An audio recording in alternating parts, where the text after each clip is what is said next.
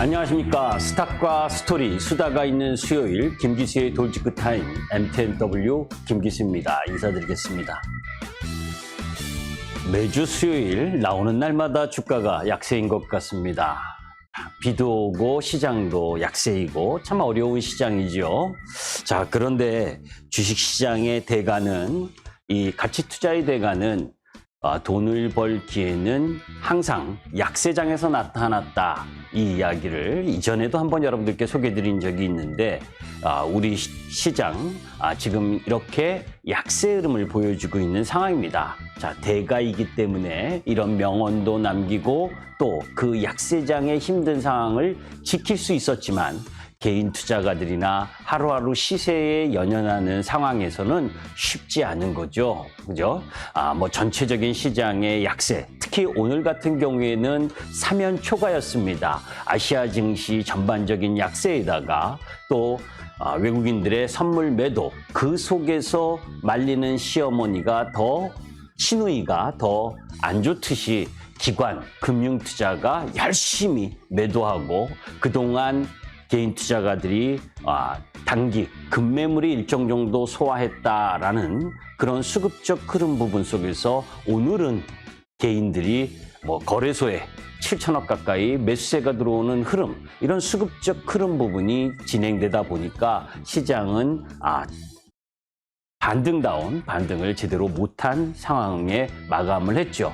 자, 거기에다가 두 가지 시장을 짓눌렀었던 부분, LG 에너지 솔루션이 미국 시장에 투자를 일정 정도 보류한다는 소식 때문에 LG 에너지 솔루션과 LG 화학의 급락이 이루어졌고, 또 그 속에서 현대차, 기아, 이 배기가스 조작 관련 뉴스가 또 시장을 지배하면서 약세를 보이는 상황. 그래서 오늘은 코스닥보다 코스피가 더 약세 흐름을 보였었던 상황이었습니다. 자세한 내용은 잠시 후 김기수 돌직구 타임을 통해서 말씀을 드리도록 하겠습니다. 자, 노란톡에 대한 설명을 간단히 말씀드리면, 지금 하단 부분에 아직 안 나가고 있네요. 샵 0988로 김기수 문자 전송하시거나 오른쪽에 QR코드를 누르시면 김기수와 의사소통할 수 있는 공간이 생깁니다. 자, 잠시 후에 본격적으로 김기수 돌직구 타임을 시작하도록 하겠습니다.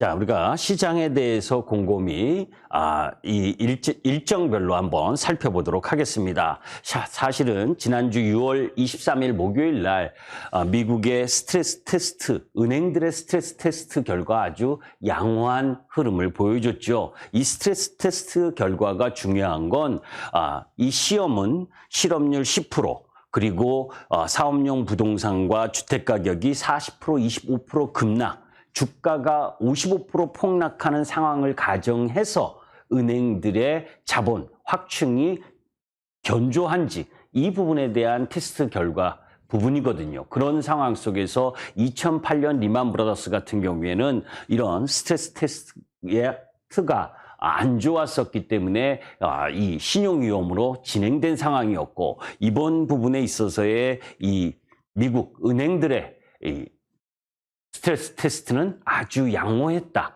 그게 이제 지난주 목요일 뉴스였었고, 그리고 그 속에서 미국 시장이 반등을 이어가면서 금요일 날 전체적으로 미국 시장이 급락한 가운데에서 현금 보유 비중보다 시가총액이 더 낮은 기업들이 이렇게 크게 많다라고 하는 낙폭과대의 이야기, 이런 흐름들이 진행됐고, 그 속에서 미국이라는 큰 기업이 미국 미시간대 인플레이션 수치의 오류, 사실은 이 장기 기대 인플레이션 부분이 3.1%, 확정치는 3.1%였는데 예비치에서 발표됐을 때는 3.3%로 발표되면서 이 기대 인플레이션이 너무 높다. 이런 흐름들 때문에 사실 파월 연준 의장이 빅스텝 0.75bp를 인상을 하면서도 이 수치에 대해서 상당히 부담을 느꼈었거든요.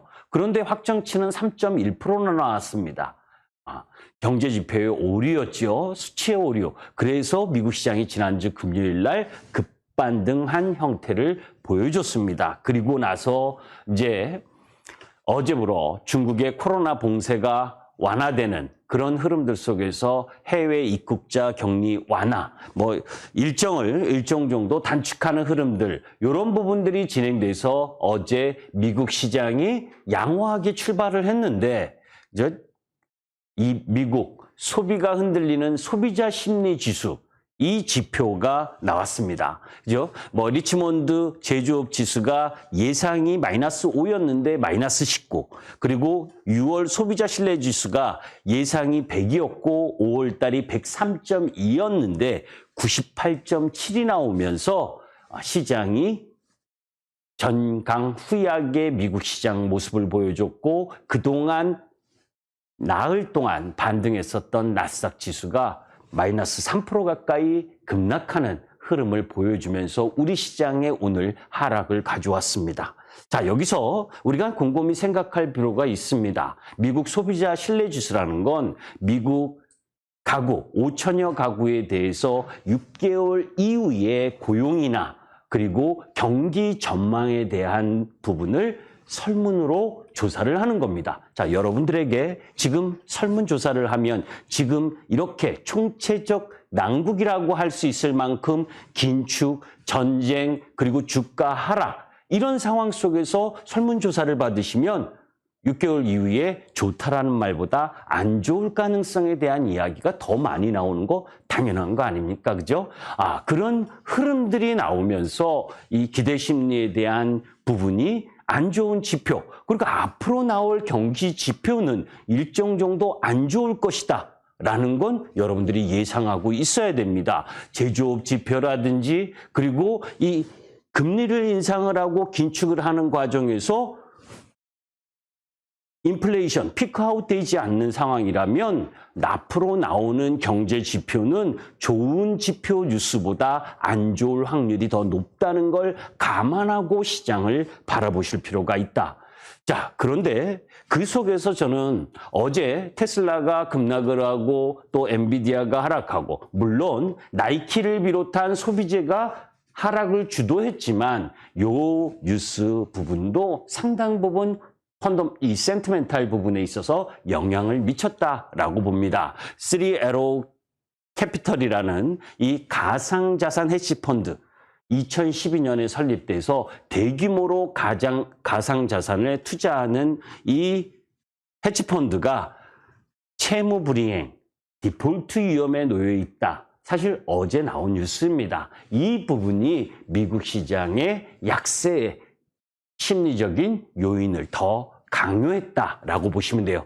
자, 비트코인 급락기에 월간 낙폭, 이 빨간 게 비트코인이 급락했던 부분입니다. 2018년 1월에 마이너스 25%. 그때 S&P나 나스닥은 다 플러스로 양호했죠. 2021년 5월 달에도 35% 비트코인이 급락을 할 때 나스닥이나 S&P, 파란색이 나스닥이고 오른쪽이 S&P인데 쏘쏘했습니다. 자, 이번엔 2021년 12월부터 진행되고 2022년 6월 이 지금 부분에 있어서 보게 되면 비트코인이 30% 급락을 하고 나스닥, S&P 500도 같이 6월 달에 하락을 하고 있습니다. 6월 달만입니다.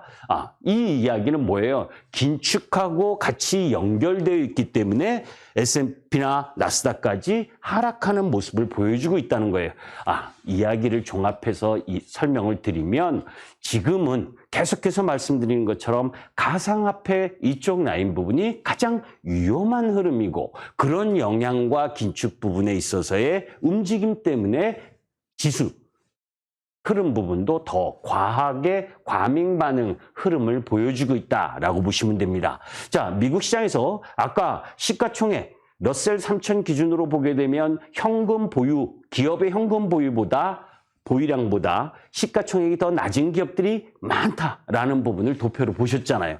미국의 지금 IPO 열기도 엄청나게 축소됐습니다. 자, 2021년에는 180개사가 700억 달러 규모의 IPO 신규 진입을 했는데 지금 2022년으로 보게 되면 현재까지 47개사 46억 달러. 이것은 미국이나 미국 시장 역시 시장이 하락하니까 이 IPO 열기에 대한 부분이 식었다는 거죠. 자, 우리 예전에 제가 작년 연말 부분에 이 부분을 한번 보여줬을 겁니다.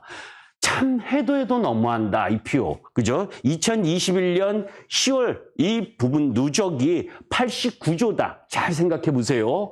시장이 막 포모 현상에 놓여져 있었을 때 크래프톤, 카카오뱅크, SKIT, SK바이오사이언스 이런 대규모의 기업들이 IPO를 했는데 지금 반토막 이상으로 전부 다 떨어져 있죠.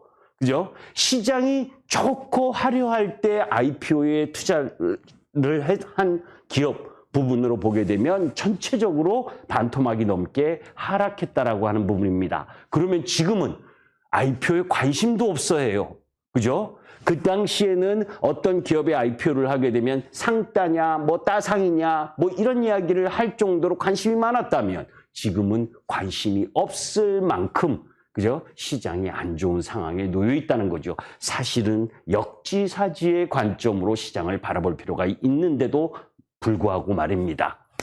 자, 곰곰이 중요한 부분은 7월 13일 우리 시장의 금통위입니다. 이 이야기도 여러분들께 몇 번째 이야기를 하고 있죠. 7월 13일 날 우리나라 금통위는 금리를 얼마만큼 인상을 할까요? 0.25bp일 겁니까? 0.5bp일 겁니까?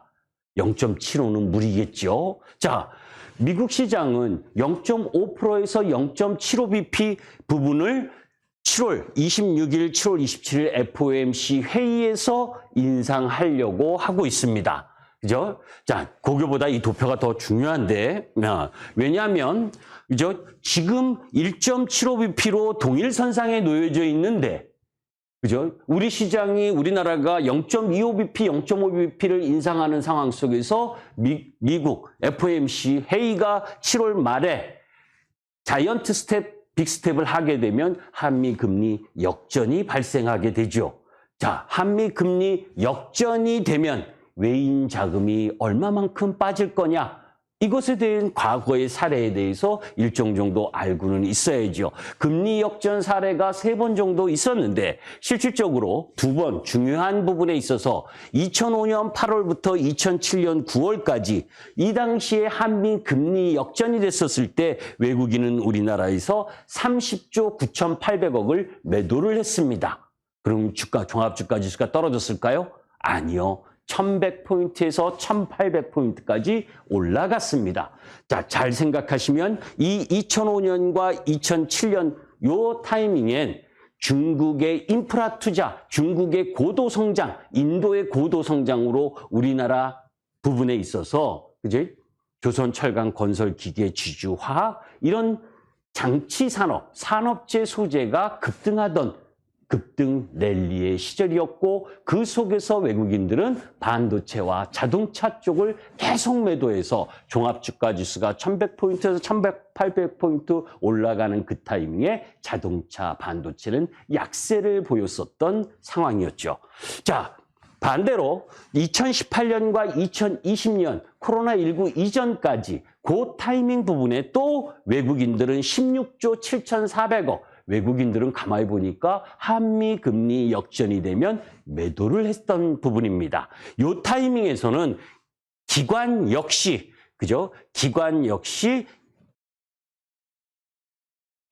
소폭 매도를 한 상황인데 여하튼 지금 전체적으로 보게 되면 2018년과 2020년에는 오히려 종합 지수가 2,400포인트에서 2,000포인트대로 추락을 했다. 자, 이걸 굳이 설명드리는 이유는 이 부분입니다. 외국인은 한미 금리 역전이 되면 매도세가 강화되는 흐름을 보여줬구나.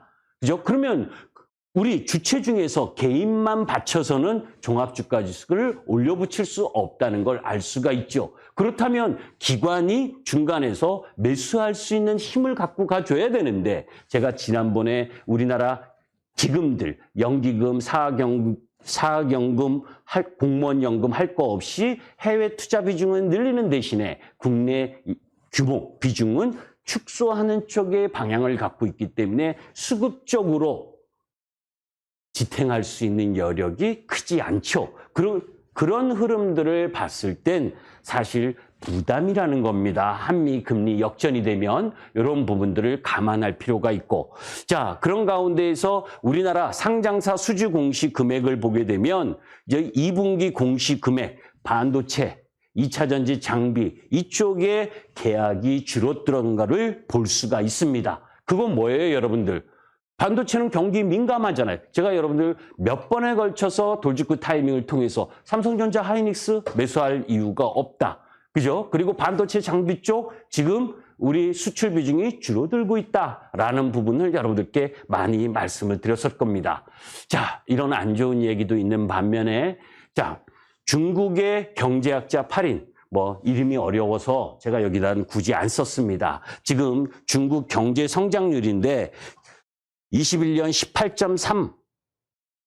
18.3%까지 올라가던 경제 성장률, 분기별 경제 성장률이 지금 4.8%까지 내려왔죠. 그죠? 잘 생각해 보세요. 중국이 딱 꼭지를 치던 타이밍에 우리나라 2, 4분기 4월, 5월 달부터 2021년 4월, 5월부터 경기 민감지라고 하는 조선, 철강, 화학 이런 유형의 산업재가 몰락하면서 포스코 고점 치고 내려오고 했었던 구역, 그게 2, 4분기입니다. 왜? 중국이 꺾이면서 내려왔거든요. 자, 그러면 중국이 여기 4.0에서 4.8로 1, 4분기에 좋아졌는데 2, 4분기가 더 좋아야 나아질 거 아닙니까? 그런데 중국은 계속해서 코로나 봉쇄를 했잖아요. 그래서 2, 4분기 경제 성장률도 2% 이하일 가능성이 높다라고 이야기를 합니다.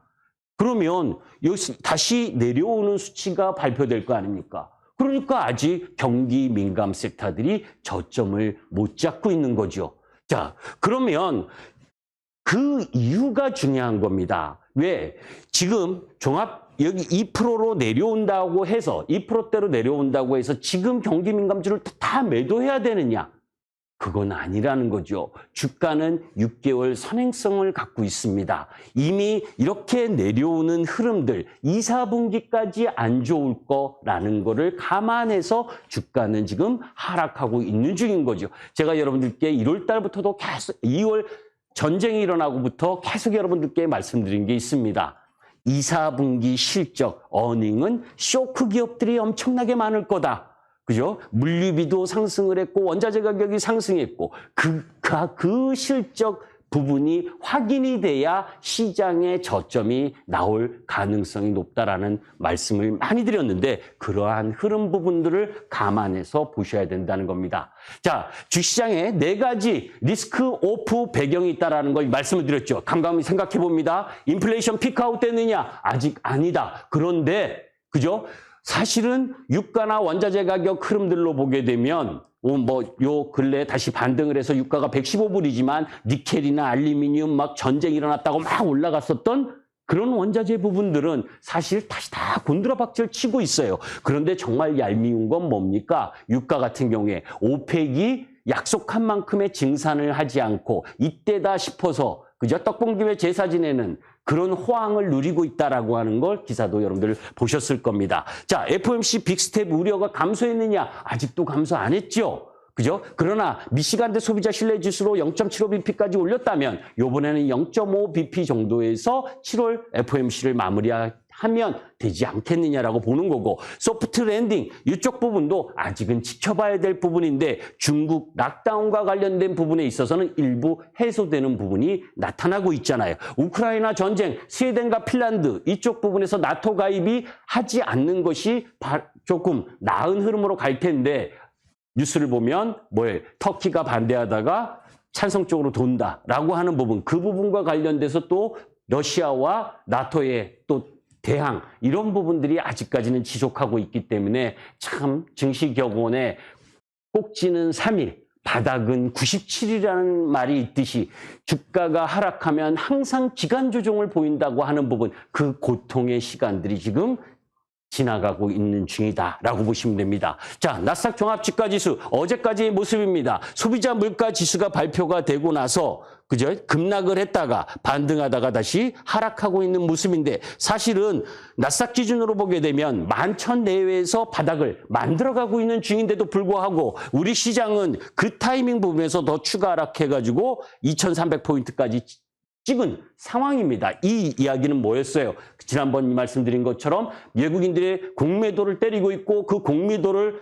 때리는 이유가 여러 가지 이유가 있지만 그래서 그 속에서 코로나19 때와 유사한 공매도 흐름 부분 때문에 지난주 목요일 날 손바꿈이 일정 정도 진행됐고 2021년 9월 13일 날 신용잔고가 25조 7천억, 지금 19조 5천억까지 내려왔는데, 그죠? 그런 일정 정도의 급한 매물은 소화를 했음에도 불구하고 지금 시장의 바닥을 아직 못 잡고 있는 상황. 미국 시장과 반대로 우리 시장은 반대 매매와 신용융자 잔고 비율. 여기서 하나 여러분들 이야기를 하게 되면 지금 코로나 이전은 3년 평균 신용융자 잔고가 10조에서 14조 내외였어요. 그런데 지금은 19조 5천억. 내일 정도 되면 18조 7천억 정도 될 거라고 저는 봅니다. 이틀 이후의 결제거든요. 자, 상대적으로 지금 코스닥이든 코스피든 코로나 이전보다 신용 잔고가 높은 건 사실입니다. 그런데 우리가 감안해야 될 게 있어요. 실질적으로 뭡니까? 코스피 이전에는 고객예탁금이 20조에서 25조 내외에서 움직였고 지금은 작년 1월 13일 날 75조까지 갔었던 고객예탁금이 좀 빠졌지만 57조, 그러니까 2배 이상의 고객예탁금을 갖고 있기 때문에 단순 비교하면 안 된다. 그러니까 급매물은 일정 정도 소화가 됐는데, 그죠? 반전의 포인트를 지금 못 잡고 있다라는 말씀을 드립니다. 자, 러시아와의 보내는 이별 편지 한 달 전에 여러분들께 말씀드렸죠. 그래서 태양광과 풍력을 주의 깊게 보셔야 된다. 그죠?